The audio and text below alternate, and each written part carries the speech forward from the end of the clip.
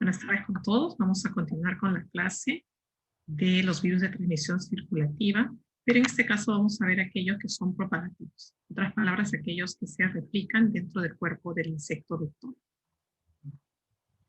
El primer ejemplo que vamos a tratar corresponde a los toskovirus, y dentro de los toskovirus, esta especie que se conoce como la especie tipo y que por muchos años se consideró que era la única especie dentro de este género, el Tomato Spotted Wilt Virus, ¿no? Cuyo acrónimo es TSWV.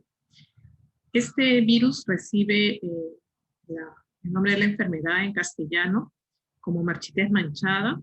En algunos países se les conoce como el virus del bronceado del tomate o en otros como la peste negra del tomate. Van a ver ustedes los síntomas que se observan en las plantas y que a consecuencia de eso es que en determinados países ha recibido estas denominaciones.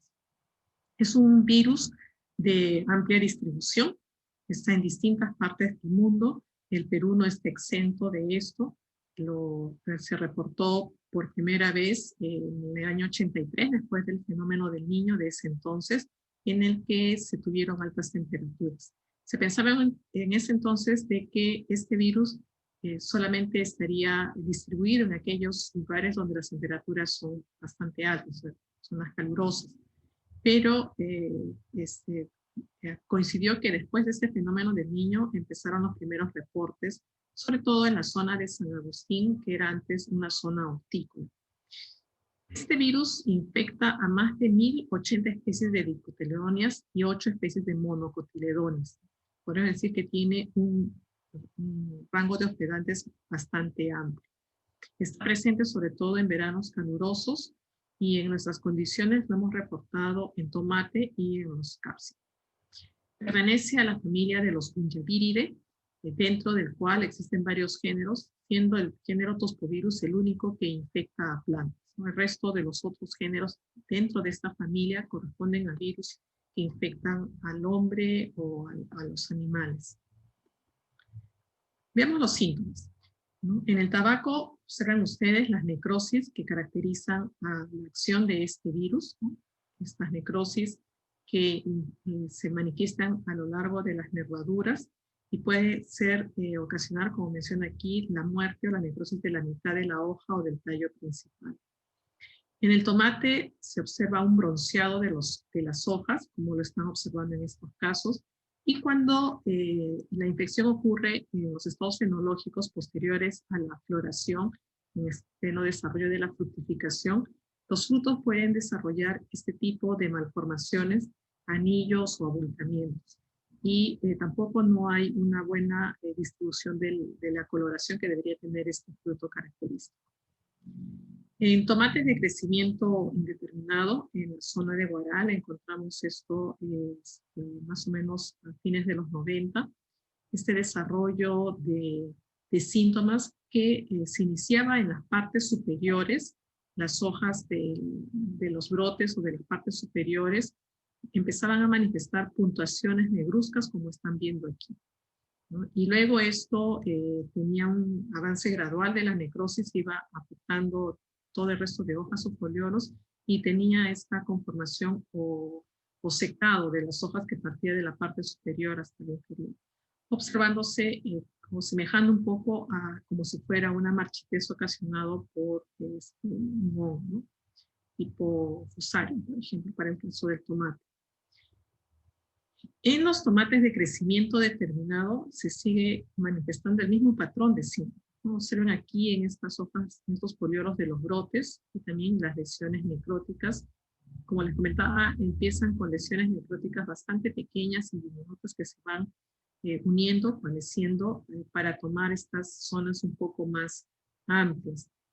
Aquí también observen este detalle y por eso es que recibe el nombre del bronceado, ¿no? Como que estos foliolos por efecto de la radiación han tenido este bronceamiento.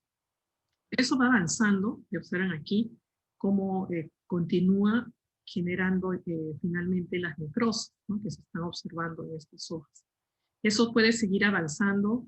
Este es la raquis de la hoja, bueno, que es una hoja compuesta, y eso obviamente va a seguir avanzando hasta las ramas, ¿no? Acá tienen un detalle ocasionado por este virus, ¿no? Las lesiones necróticas.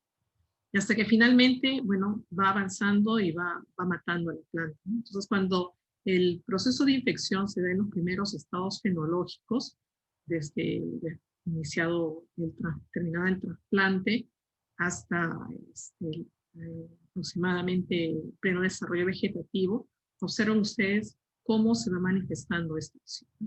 Y eso definitivamente el agricultor lo tiene muy claro. Yo recuerdo mucho que en una ocasión visitamos a un productor de tomate en la zona de San Agustín, cuyo campo tenía aproximadamente unos 15 días luego de haber sido instalado en el campo y ya presentaba síntomas ocasionados por este virus. Él manifestó que definitivamente no había ninguna otra opción, no era simplemente darle vuelta al campo y volver a instalar otro cultivo. No, al generar una necrosis, definitivamente no hay posibilidad alguna de que pueda recuperarse eso. Si la infección ocurre luego del estado de floración en pleno desarrollo de fructificación, los frutos manifiestan este tipo de síntomas, ¿no? Estos anillos, ¿no? Anillos necróticos, anillos cloróticos, cierto grado de deformación, ¿no? Como unos abultamientos, ¿no? Están por encima de la superficie del fruto en sí, y no permite una maduración, una coloración uniforme. En los capsicum también se reporta más o menos el mismo patrón de desarrollo de síntomas. Aquí lo observan a nivel de los frutos. En los tallos se observa también el mismo patrón, necrosis a nivel de las hojas de los brotes, y eso va bajando, va disminuyéndose, va bajándose a las partes inferiores, quedando las plantas así, ¿no? En este tipo de desarrollo de síntomas, ¿no? Tienen aquí también otra vista, ¿no? Las necrosis que va ocasionando este virus. Y a nivel de los frutos se observan los anillos, ¿no? Típicos y característicos de páprica y de otros cultivares de capsicum, ¿no? ¿Quién es el agente causal? Tienen aquí, tienen una vista de microscopía electrónica y una gráfica que ilustra cómo es la conformación de esta partícula viral. A diferencia de lo que hemos estado viendo en el que los virus, las partículas virales están constituidas por el ácido nucleico y la cubierta de proteínas, este caso es bastante particular, ¿no? Porque aparte del ácido nucleico, que es un genoma dividido, es un RNA, son 3 hebras de RNA que son clasificadas como large, medium y small, o sea, la más pequeña, una mayor dimensión y otra un poco más larga, que están obviamente interactuando con la cápside, pero esta cápside tiene una envoltura de una membrana muy similar a la membrana citoplasmática, que tiene proyecciones de glicoproteínas, ¿no? Y que son muy importantes porque permite reconocimiento para que puedan ser transmitidos por parte del vector. Adicionalmente es un RNA en sentido negativo, de lo que hemos visto durante todo el desarrollo de las clases de virus. Este es uno de los primeros que se reporta como tal, ¿no? Tienen aquí el ácido nucleico, ¿no? Lo que corresponde a las dimensiones de large, medium y small, ¿no? Y lo que codifican, por ejemplo, en este caso, el medium que codifica para lo que es la síntesis de estas glicoproteínas. Bien, ¿quién es el vector? Son los TRIPS. Dentro de ellos se puede mencionar al género TRIPS y al género Frankiniella, que transmiten en forma persistente circulativa de tipo propagativo. El periodo de incubación va de 4 a 18 días. O sea, en ese lapso, si encaja dentro de la mayor cantidad de días, es un tiempo en el cual el inmaduro ya se convierte en adulto, ¿no? Y es por eso que en algunos casos la emergencia de estos adultos implica que ya se tornan virulíferos. Y son virulíferos de por vida, tienen la característica de replicarse dentro del cuerpo de este insecto. Es muy importante resaltar que solamente los estadios inmaduros son los únicos capaces de poder adquirir la partícula viral. Si un adulto que no es virulífero se ubica dentro de una planta infectada y empieza su alimentación, es imposible de que pueda adquirir la partícula viral. El único momento en el que surge esta posibilidad es solamente en los primeros estadios inmaduros de este vector, ¿no? Hay una transmisión, se clasifica como una transmisión de tipo circulativo propagativo, ¿no? Se han hecho cortes, se ha observado a nivel de algunos de los órganos del insecto vector, que incluye a lo que es los músculos, las glándulas salivales, el aparato digestivo, donde se encuentra la presencia de las partículas virales, ¿no? Que implica un proceso de replicación. O sea, no solamente que es un pase, sino que se encuentran infectando las células que constituyen estos órganos. En esta vista corresponde a una publicación en la que se realizaron estos cortes y por estas técnicas en las que se permite observar esta fluorescencia se pudo distinguir la presencia de las partículas virales en cada uno de las partes del sistema digestivo. Ahora, la pregunta es, ¿por qué solamente al estadio larval es que se manifiesta, o sea, que se produce o se genera este proceso de adquirir la partícula viral, de volverse infectivo, mientras que cuando es adulto no? Hay algunas publicaciones que indican de que en el estado de inmadurez de los TRIPS existe esta formación de conductos que permite el nexo entre el sistema digestivo con con las glándulas salivales, ¿no? Lo cual permite que ocurra esta movilización de las partículas virales, lo cual solamente se da al estadio de larva, o sea, en su estado inmaduro. Y cuando ya se torna en adulto, hay un desplazamiento de estos órganos y se separan, de tal forma que ya no hay la presencia de estos conductos que permitan la movilización de la partícula viral. ¿Bien? Entonces, esta es una de las hipótesis, de las explicaciones que permite demostrar este proceso en el que solamente al estadio larval es posible este proceso de adquisición de la partícula viral y que se pueda tornar en virulífero luego de este periodo de latencia. Mientras que cuando es adulto y adquiere la partícula, se alimenta de una planta infectada por este virus, no existe la posibilidad de que pueda tornarse en virulífero. Otro aspecto que dentro del comportamiento que se ha observado es la eficiencia de transmisión. Esto corresponde a una información que la trabajó Nato Resende, que ya les comenté en el video anterior, que ellos, él con su equipo de trabajo, detectaron esta eficiencia de transmisión para cada una de estas especies de TRIPS, ¿no? Tienen ustedes aquí, por ejemplo, este de aquí es el que tiene mayor eficiencia de transmisión por parte de Panthynia schultzi. Algo que también se debe resaltar es que, por ejemplo, TRIPS tabasi, que es uno de los TRIPS bastante conocidos, no tiene la posibilidad de transmitir ninguno de estos toscovirus, ¿no? Por ejemplo, este de aquí, el clásico Tomato Spotted Field Virus.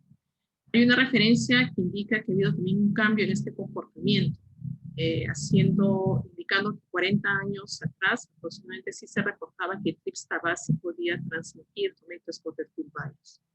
En la actualidad solamente es capaz de poder transmitir el Iris Yellow Spot Virus, que es el toscovirus que se ha reportado en cebolla. Ninguna de estas especies de TRIPS tiene la capacidad de transmitir este otro toscovirus, ¿no? Entonces, hay de repente una interrogante acerca de cuál es el vector que correspondería, ¿no? Al momento de realizar este trabajo de investigación, ninguno de estos tuvo esta capacidad de poder movilizar las partículas virales de la planta infectada hacia otras plantas vía un vector, ¿no? En cuanto al manejo integrado, nuevamente siempre resaltamos como primer aspecto el trabajo de la resistencia. En tomate, a partir de estos tomates silvestres, se ha reportado este gen que es utilizado para el mejoramiento y la obtención de los cultivares que vienen ya con genes de resistencia.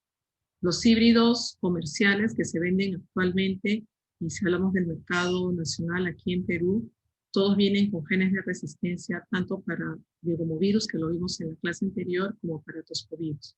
Primero, por las problemáticas de epidemias que hemos tenido de legomovirus en las décadas pasadas, y la epidemia por toscovirus también se presentó aproximadamente en el 2006-2007 en varias de las plantaciones de tomate comercial. Entonces, definitivamente se requiere la utilización de híbridos con estos genes de resistencia, lo cual, o sea, si no hubieran, sería bastante imposible poder obtener muy buenos rendimientos o producciones por parte de este cultivo. En los trabajos que realizó Renato Resende en Brasil, por ejemplo, hace estas pruebas, ellos hacen obviamente mejora genética y observen ustedes el comportamiento que tienen sus materiales con resistencia en comparación de los susceptibles. Entonces, definitivamente, si no hubieran estos materiales, sería bastante complicado, ¿no? Y observen ustedes aquí la producción que se llega a alcanzar. De ahí que es muy importante la búsqueda de estas fuentes de resistencia. Para el caso de los capsicum, también estas fuentes provienen de Capsicum chinense, que puede tener desarrollo de lesiones locales, lo que se podría decir casi similar a lo que es una reacción de hipersensibilidad. O también hay presencia de una resistencia parcial con el desarrollo de síntomas suaves en algunas líneas de Capsicum A, ¿no? Hay este trabajo que fue realizado por estos investigadores, Alice Nagata, que es una de las investigadoras de Brasil, ¿no?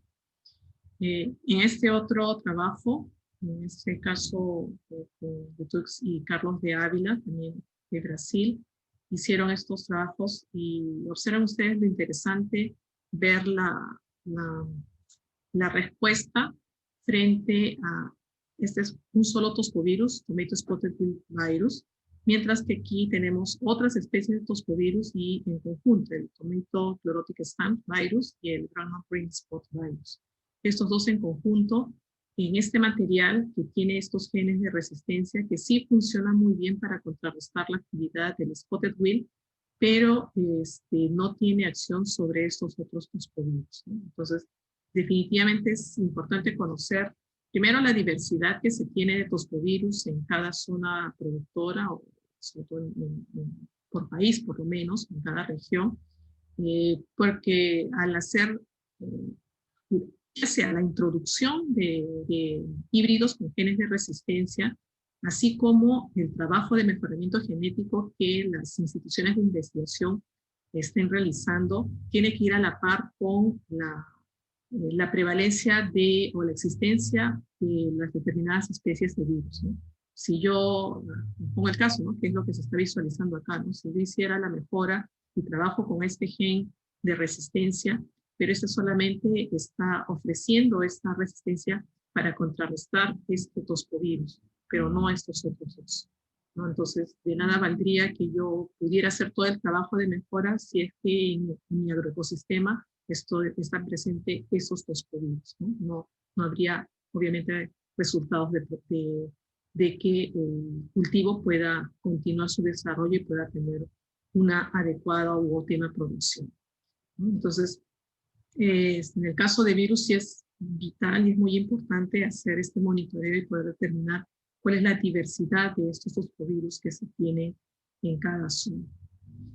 Lo otro es el manejo del vector, definitivamente es el otro componente. Fuera de lo que es resistencia, hay que hacer todo el manejo o la estrategia de control de este vector. Si bien es cierto, como hemos visto en los otros circulativos, el control químico es una de las opciones que continúa y que se debe utilizar, pero el manejo o control químico de los TRIPS es también un poco complicado. Ya de por sí, sin pensar de que es un vector de un virus, no solamente como tal, como un impacto por su actividad como insecto fitófago, ya de por sí es bastante complicado manejar. Por el comportamiento que tiene, los TRIPS tienden a penetrar o a ir hacia zonas un poco más profundas. Tienen esta característica de o sea, de estar siempre en contacto, ¿no? De tal forma de que busca esas zonas de poder esconderse y poder tener siempre este contacto con los órganos de las plantas, ¿no? Los brotes o los brotes florales, ¿no? Entonces, eso hace bastante complicado que el producto químico pueda llegar hacia esas zonas. ¿Bien? Entonces, definitivamente es un aspecto a considerar. Lo otro es que son polífagos, ¿no? Entonces tienen la posibilidad de poder tener progenies en distintas especies de plantas. O sea, pensar de repente en rotaciones de plantas para contrarrestar se hace un poco difícil por la diversidad de plantas que son susceptibles de que estos virus puedan infectar y de ahí el virus pueda llevar estas partículas hacia el suelo. Por lo tanto, el control biológico no es eficiente, sobre todo si pensamos en contrarrestar su actividad, sobre todo en los periodos críticos. En otros países, bueno, se habla de cultivos protegidos. Él es Renato Resende, el biólogo que ha trabajado mucho con estos grupos de virus, de gomovirus, tospovirus, en Brasil. Y bueno, definitivamente para países como España, Marruecos, donde se hace una producción protegida, esta es una de las opciones para contrarrestar la actividad. Bajo nuestras condiciones, obviamente hacemos una agricultura a campo abierto. ¿No? Tienen aquí las listas de la parte anterior. En este enlace pueden encontrar información acerca de el tospovirus que infecta en crisantemo. El crisantemo necrotic y que presumiblemente nosotros también lo debemos tener. Tenemos otros virus de transmisión de tipo circulativo propagativo, el virus del rayado fino del maíz. Ven aquí el nombre en inglés. También es un virus que está reportado en distintas partes del mundo donde se cultiva maíz. En nuestro país, en Perú, tampoco no está exento. Está distribuido en cada una de estas zonas. Pertenece al género Marafivirus de la familia Timoviridae. Y los síntomas que ocasiona, como su nombre lo dice, tiene la apariencia como que hay estas rayas bastante finas, delgadas, pero en realidad lo que ocurre es una secuencia de puntuaciones cloróticas que suceden una detrás de otra, dando a la apariencia de rayas finas. ¿Quién es el agente causal? Lo tienen aquí visto en microscopía electrónica. También son estructuras o partículas isométricas. El diámetro va entre 30 a 33 nanómetros y está constituido por RNA en sentido positivo. Es una sola R. El vector en este caso es la cigarrita de Dalbulus maidis. Es el único vector natural que está reportado. Es específico para que Dalbulus solamente pueda diseminar este virus. El periodo de incubación en este caso es de 8 a 22 días y se reporta que solo del 10 al 34% de la población es capaz de transmitir el virus. No es al 100%. No se ha reportado un pasaje transovarial y tampoco hay transmisión por semilla vocal, ¿no? Lo cual es bueno. Y en el caso de otro virus de tipo circulativo es el enanismo rayado del maíz o el mosaico del maíz, el MMB, que también está reportado en distintas zonas donde se cultiva el maíz.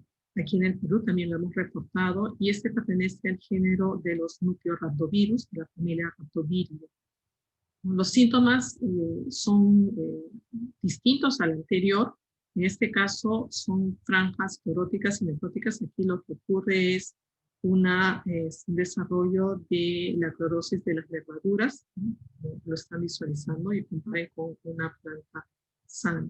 También genera estos enanismos o arrosetamientos. Hay poco desarrollo de la planta. ¿Quién es el agente causal? En este caso difiere un poco a todos los que hemos estado viendo. Tiene una forma baciliforme, como lo estamos observando aquí. El diámetro es de 45 a 100 nanómetros. en diámetro y en largo de 130 a 300 nanómetros. Está constituido por un RNA de una sola hebra, pero en sentido negativo. En este caso, el vector es la cigarrita Peregrinus maidis. El periodo de incubación va de 11 a 29 días y también se reporta solamente de 5 a 23% de la población del vector con capacidad de poder transmitir. En este caso, no hay pasaje transovarial. Bien. Y bueno, en cuanto a medidas de control, definitivamente es la utilización de híbridos con resistencia a estos virus, ¿no? Es principalmente el manejo que se realiza. ¿Sí? Y con eso estamos culminando los virus de transmisión de tipo circulativo propagado.